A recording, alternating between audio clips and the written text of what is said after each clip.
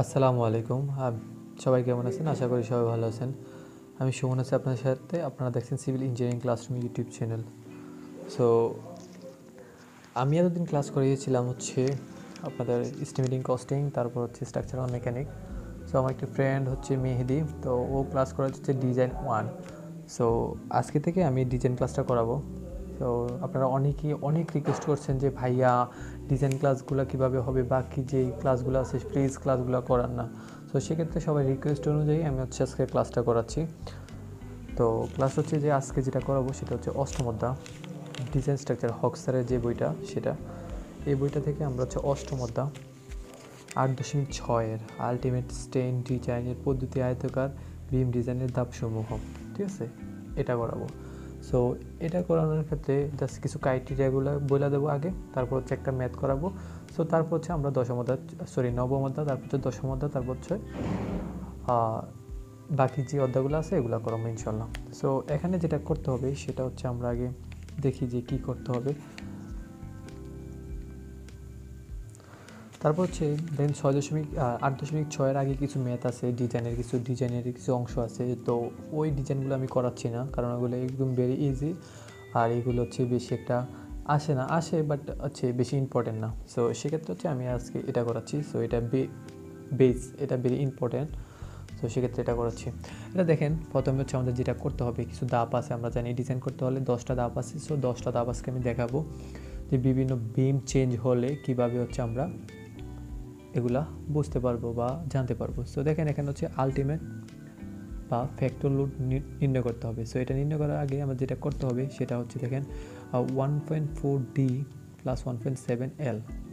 আমরা জানি যে বিভিন্ন সার্ভিস লোডগুলো আছে, অনুমোদিত সার্ভিস লোডগুলো আছে, live load, dead load, environmental load. So বিভিন্ন এরকম লোড আসে। তো লোডের ক্ষেত্রে দেখা আলটিমেট লোড সবসময় বের করার সময় আমরা জানি 1.4D প্লাস 1.7L, অর্থাৎ লাইভ লোড। প্রথমটা হচ্ছে ডেড লোড, তারপর হচ্ছে লাইভ লোড।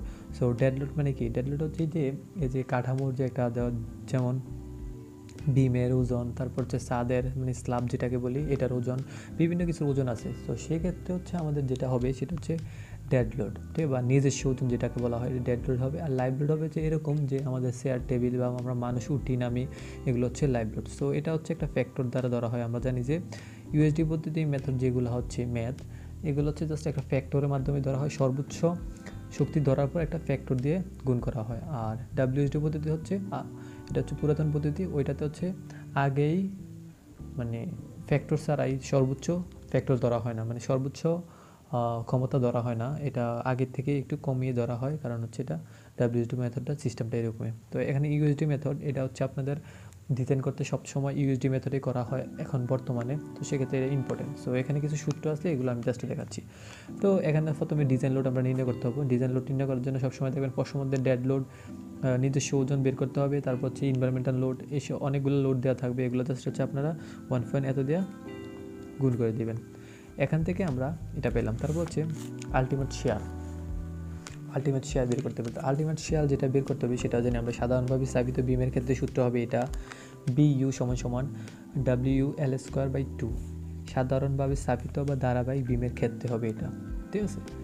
তো এখানে একটা প্রশ্ন হতে পারে এরকম, ভাই সাধারণভাবে স্থাপিত বিমের ক্ষেত্রে কি 2 হবে?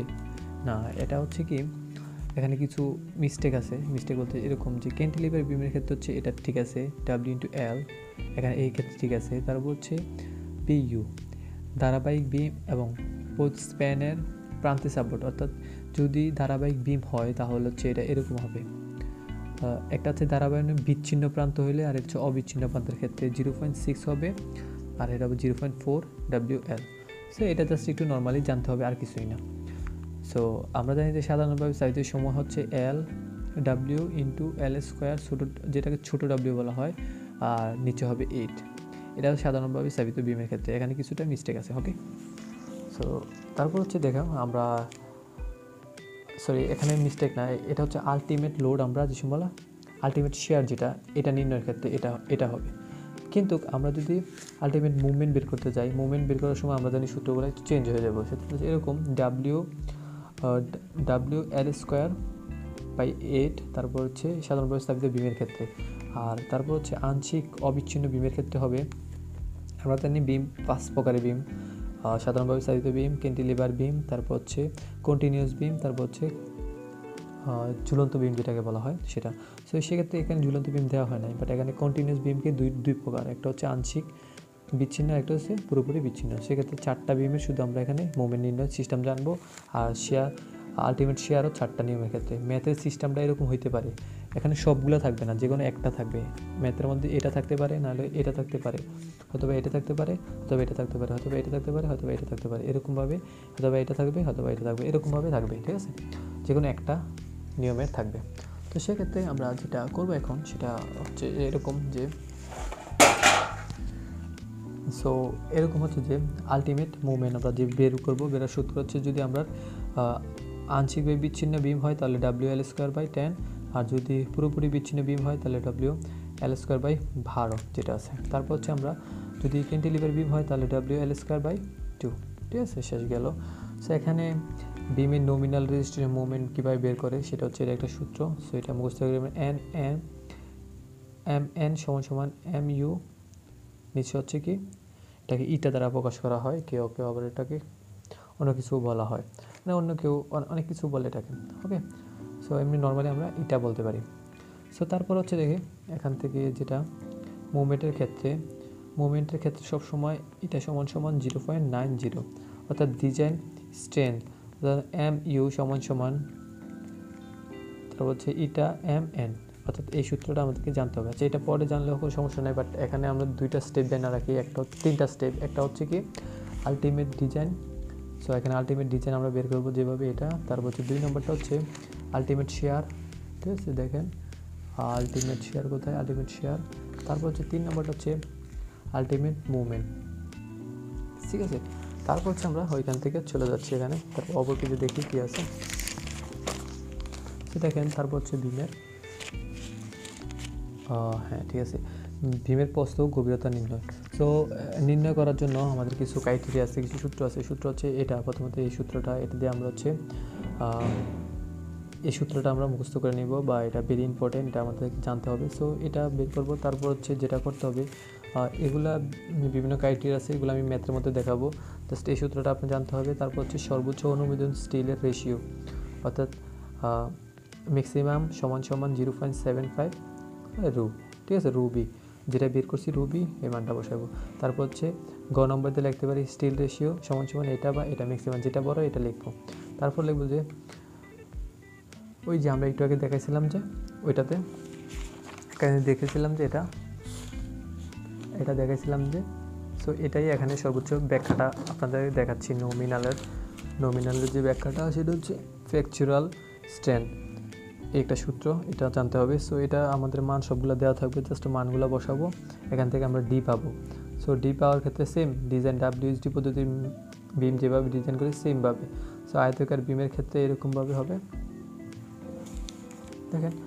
সো আয়তক্ষেত্রের বিমের ক্ষেত্রে এখানে লেখছে যে B 1/2 হতে D হতে 3/4 ইন্টু D ধরা হতে পারে, অর্থাৎ এটা বিম যেভাবে ধরতে হয় আর কি। আয়তকার বিম হলে এরকম B = 1/3 D ধরা হয়, বা 3/4 D ধরা হয়, এরকমভাবে ধরতে পারি। সো এখানে মোট গভীরতা পাইছি আমরা, মোট গভীরতা পাইনি, পাইছি হচ্ছে কার্যকরী গভীরতা D প্লাস কভারিং আমরা বসাইতে পারি কভারিং। তারপর হচ্ছে কভারিংয়ের প্লাস, তারপর হচ্ছে রডের ব্যাস।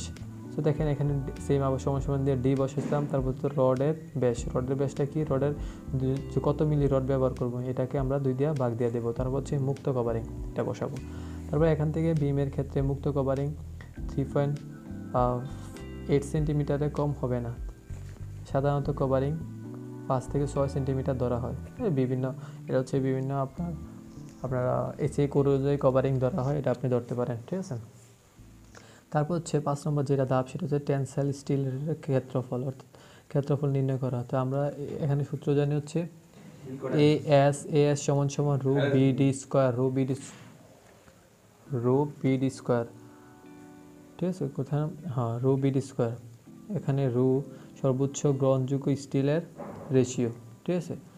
সেক্ষেত্রে রডের সংখ্যা আমরা বের করবো কীভাবে, সেটা হচ্ছে AS, এই যে AS যেটা বের করবো, এটা ডিভাইডেড ব্যবহৃত রডের প্রস্থের এক ক্ষেত্রফল, যে রডটা আমরা ব্যবহার করবো, অথবা আমরা যে রডটা ব্যবহার করব এটার ক্ষেত্রফল, অথবা এটা 10 মিলি হতে পারে, অথবা 12 মিলি, যেটা বের করব এটার ক্ষেত্রফল রডের পূর্ণ সংখ্যা হবে, যে কোনো রডের এটা পূর্ণ সংখ্যা ধরতে হবে, ঠিক আছে। তারপর হচ্ছে ধাপ 6, যেটা এটা হচ্ছে শেয়ার পীড়ন। শেয়ার পীড়ন হচ্ছে এরকম, ইউ বি ইউ সমান সমান বি ইউ ক্রিটিক্যাল, ঠিক আছে, বিডি। এখানে ক্রিটিক্যাল সাপোর্ট থেকে হচ্ছে ডি থেকে দূরত্ব শেয়ার ফোর্স, তাহলে এখানে যেটা বের করব বি ইউ, আমরা ওইখানে শেয়ার ফোর্স যেটা বের করবো, আলটিমেট শেয়ার যেটা বের করবো বি ইউর মান, সো এখানে এটা শুধু বসবে। এই ক্রিটিক্যাল মুভমেন্ট বের করার সময় share force, critical share force বের করার সময় এখানে এ বি এর মান বলবে, তারপর ডাব্লিউ ইউ বাই এল, অর্থাৎ বড় ডাব্লিউ থেকে আমরা এল ডিভাইড দিয়ে ছোটো ডাব্লিউটা এখানে নেব, তারপর হচ্ছে ডি বাই 100, ঠিক আছে। এটা আমরা মান পাওয়ার পর জাস্ট এটার মান যেটা পাবো এটা এখানে বসাবো, আর বি আর ডি কার্যকরী গভীরতা, আর হচ্ছে বি প্রস্থ, ওকে, সেটা বসাবো, তাহলে এখান থেকে আমরা মানটা পাই যাবো, ঠিক আছে। তো এখানে গ্রহণযোগ্য শেয়ার পীড়ন, এগুলো জাস্ট এই দুইটা একটা সূত্র মুখস্থ করে রাখবেন, এটা ভেরি ইম্পর্টেন্ট, সো এটা ম্যাথ করতে গেলে বুঝতে পারবেন। তারপর হচ্ছে স্টিরাপ, যত দূর বেপিক, সরি দেখাচ্ছি, ওয়েট, 5 নম্বর, ঠিক আছে, 6 নম্বর গেছে, আবার 7 নম্বরটা। 7 নম্বর ধাপটা হচ্ছে এরকম যে যত দূর বেপিক স্টিরাপ ব্যবহার হবে কিনা, মানে স্টিরাপ ব্যবহার হবে কিনা।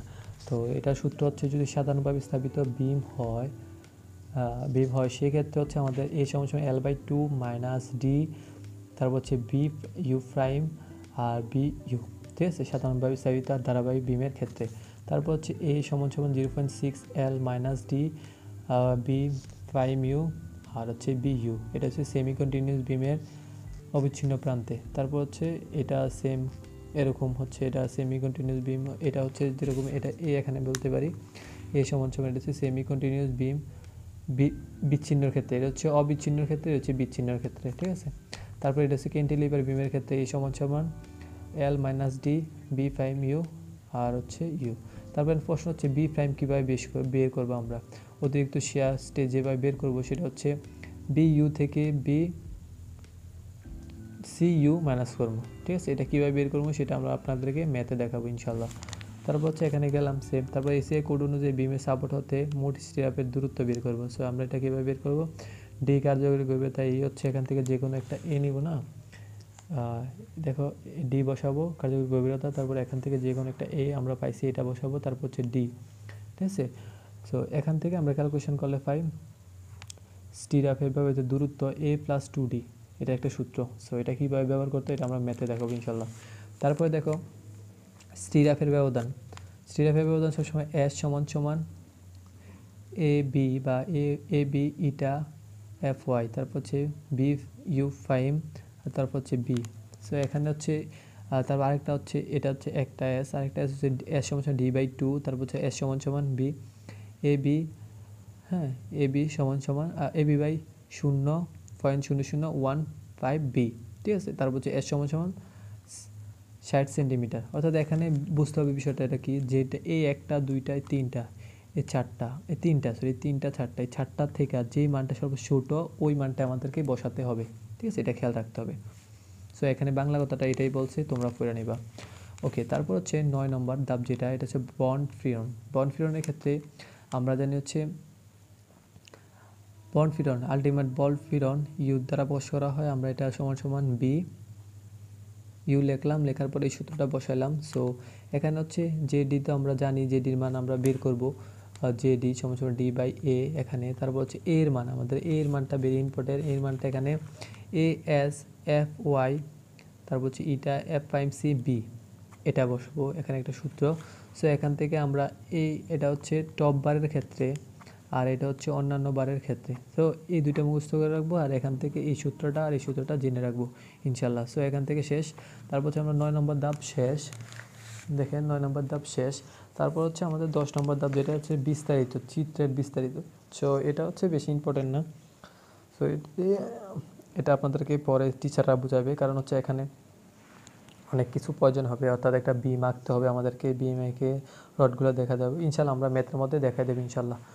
এই পর্যন্ত সবাই ভালো থাকবেন, সুস্থ থাকবেন, আর আগামী ক্লাসে আমরা দেখাবো কীভাবে হচ্ছে এই ইউএসডি পদ্ধতিতে ম্যাথগুলো কীভাবে করতে হয়। সো সবাই ভালো থাকেন, সুস্থ থাকেন এবং আপনাদের সহপাঠীদেরকে শেয়ার করে দেন ইনশাআল্লাহ।